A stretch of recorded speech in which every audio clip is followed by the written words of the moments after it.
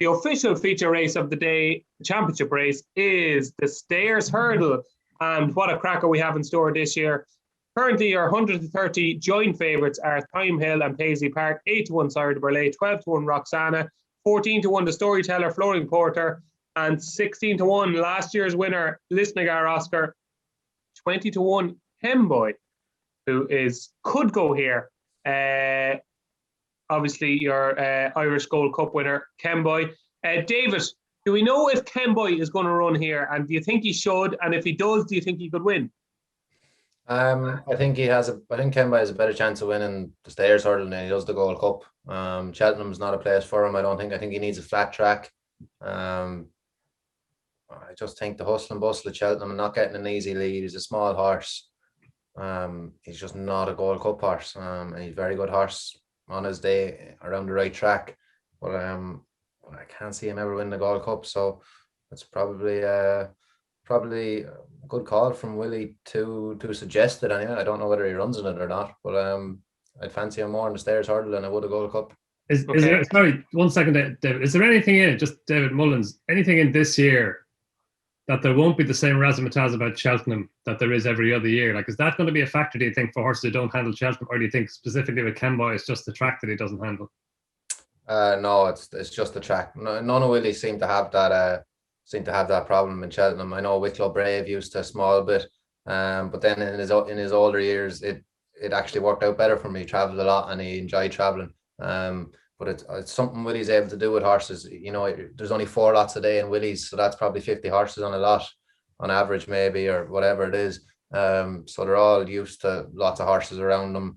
They walk around for about an hour outside. So all they know is walk and walk and walk and gallop and gallop and gallop. Good question, though. I thought so. Very, very valid question. Very valid question, I have to say. David, what do you actually fancy in the Stairs Hurdle? I'm going to have to go Thyme Hill. I know he's beaten the last day by Paisley Park, but there's just something telling me there's more left in him. He was a novice last year, was cracking run in the Albert Bartlett, but I just really like the horse. And I've gone off Paisley Park. That's the simple reason. Okay, so 1 vote for Thyme Hill from David Mullins. Diarmuid Nolan, is this a 2-horse race between Thyme Hill and Paisley Park? I think it could be. My one concern with Paisley Park is how often can a horse continue to go to that maximum well and keep coming back, you know, as in he's a legend of a horse, but he takes himself to the edge of it every single time. And I thought the last day anyway, I thought Dickie Johnson went a bit too soon. I think he said so himself afterwards. So I think Thyme Hill, I think he wins, really. I think he takes an awful lot of stopping. One horse that could come from the back. I mean, if you like Sire de Burley, I think you have to like the Storyteller. I don't think there was a whole lot between them last year. I know there was a small bit of weight and concession, but I thought the Storyteller was unlucky in that pretense last year. Did you? Why? Yeah, I did. I thought that it's just a running theory of mine. I thought Barry Geraghty had, not that David Russell did anything wrong. He's a master of his trade, but I thought Barry Geraghty had Sire de Burley off the bridle at the perfect time, finishing the second last. The Sire de Burley hit his full steam. And I thought that the Storyteller remained in the bridle long enough that it took him those few strides to properly get going. And I thought that he was then trying to catch smoke in a way that Sire de Burley was at full steam and was gone. The Storyteller, whenever you see Keith O'Neill riding him this year, Keith's properly getting at him nearly from 2 out. You know, like I could be way off here, but just. Well, do you know what's funny? The only reason I asked the question is I had backed the Storyteller for the Thames final at a big prize last year, and obviously when you get beaten and you're just beaten, like you're obviously gutted. But I thought Davy Russell's ride on the Storyteller was glorious. I was beaten and I said he's done everything right here. The horse has travelled, the horse has jumped, everything is perfect, and he was beaten and in receipt of £3 from Sire de Burley. So I don't see how he beats him. Yeah, I'm not specifically saying that Davy did anything wrong on the day. I just thought Barry Geraghty got 120% of it right, let's say. And just that, I think a horse like the Storyteller, like I think it kind of reminded me, and this is really going off topic, but can you remember when Early Doors beat Dallas They Picked On? I thought Dallas They Picked On Remember well, John Joe Neal Jr. Yeah, and I thought John Joe Neal Jr. had Early Doors at full steam, and Dallas They Picked On was on the bridle. And when he kind of, when you try to pick up a horse like stuff, for sure, I'm not a jockey, so obviously the lads will correct me. But I think it takes Unfortunately, a horse. we have no jockeys on the panel tonight. I think it might take a 3-miler, those few extra strides to come off the bridle and hit top steam than it would, let's say, the horse that David Mullins loves, Abracadabras. So, it could just take a few. And I don't think there's much between the Storyteller and Cider Burley at all. Okay, but your strongest choice in the race is Time Hill. Yes, exactly. Okay, so 2 votes for Time Hill. Dean Ryan. I think he's a certainty. I think Time Hill will take all the beating here. I think he's a cracking price too. Thanks for Paisley Park's got an army of supporters and he's been a super servant. Time Hill, I think, just got mugged the last day, and if anything could carry him a little bit deeper into the race, he would have won. And I think he'll get that here. I think there'll be a bit more cover. It's a bigger field. He'll have a bit more to work with. Dickey just a little bit unlucky, I thought, last year in the Albert Bartlett, and the race just didn't pan out as he wanted. He's travelling so well, and to me, still probably should have won the race. The right 2 from that Albert Bartlett, Monkfish, was still pretty much a shell and still got it done. And we've seen what that's done this year. It was just a great race. I think Time Hill's come forward loads, and I think there's more to come. He's 100-30 joint favourite. He should be favourite. I think he'll take a world of beating. And Dean, you don't, now in fairness to you, you're quite relaxed and balanced and you don't get carried away too often. So I kind of take note when you do get carried away. And this is like you're not holding back there now. No, I'd go as far as say it's a certainty, yeah. DJ doesn't listen much to the Racehour if he thinks that anyway, Dean.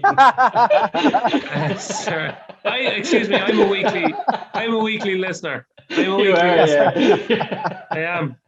Yeah, look, we've been big on Time Hill on the podcast. I've been big on him since Hobbsy said they were going to give Fences a miss this season. I thought this is the right race. He's got him there, and hopefully in A1 condition to take all the beat. Right, Mikey is watching Meghan Markle and Prince Harry being interviewed by Oprah Winfrey. So we'll come to you last, Mikey. You can watch away there. John, what wins the Stayers hurdle? I thought Fury Road until there was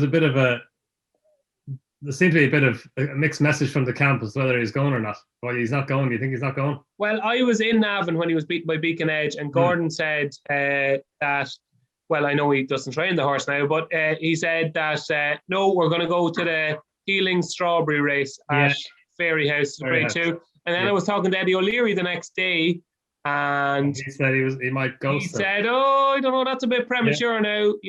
I think he's gradually getting there. He was sick at Christmas, and so God only knows, and I don't even know if God does know. So Fury Road beat Time Hill in the Albert Bartlett last year, and Time Hill's a 3-1 shot, and Fury Road's a 16-1 shot.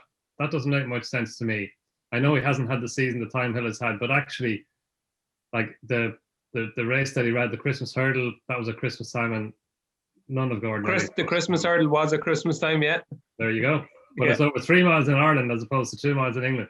Yes. And then I thought the run in the Boyle hurdle was actually quite a good run. There was nothing between him and Beacon Edge. And if you take it that he's coming back, and I thought that was after the race, I thought it was a good stepping stone to the Stayers hurdle. So I was surprised. Yeah, I think it was your column that I read afterwards that said Gordon said he wasn't going to go.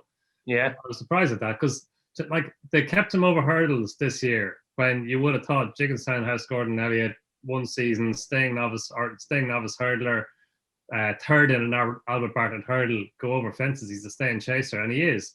So the fact that they kept him over hurdles, obviously, to me, suggested that they thought there was more to do over hurdles. And maybe they had a look at the novice chasers going novice chasing this year, and they thought, well, this is a fair crop of novice chasers. But I'm sure that's the same at the start of every year. You look at any crop of novice chasers, and you go, this is a hell of a really exciting crop of novice chasers.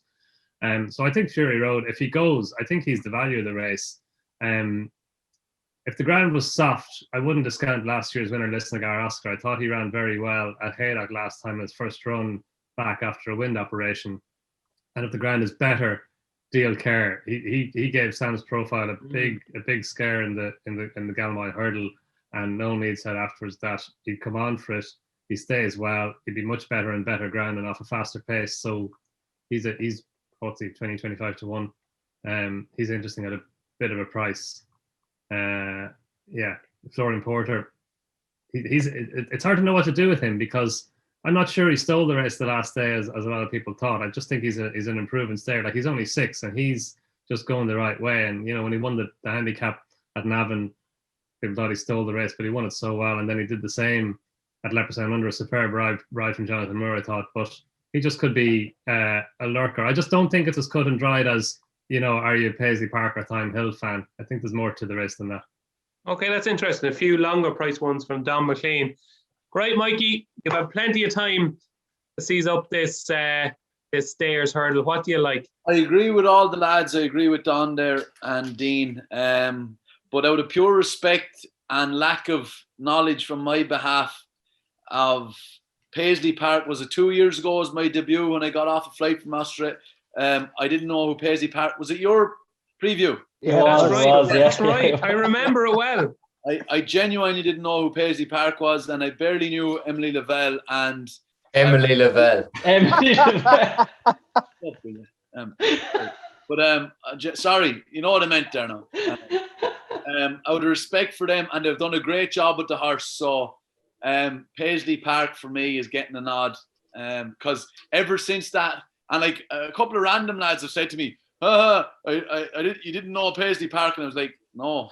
So I followed the horse since, and he's obviously a very good horse. So I'm just going to give him a sporting charitable nod for me in a race that I wouldn't really be too keen on having a bet in. Lovely stuff. So Paisley Park for Mikey Fogarty and Emily Lavelle. Best bet on Thursday, boys. Best bet on Thursday. Dean Ryan. Yeah, the nap of the week, Thyme Hill. Thyme Hill. Okay. Diarmuid Nolan. Mellon. Donn McClean. Acuity Aries in the Ryanair. Oh. Mikey Fogarty. Asher, I'd have to give Emily Lavelle to win the World Hurdle. And David Mullins. Mine is Franco Report if he runs in the marsh each way. He doesn't. Okay. He runs in the Arkle.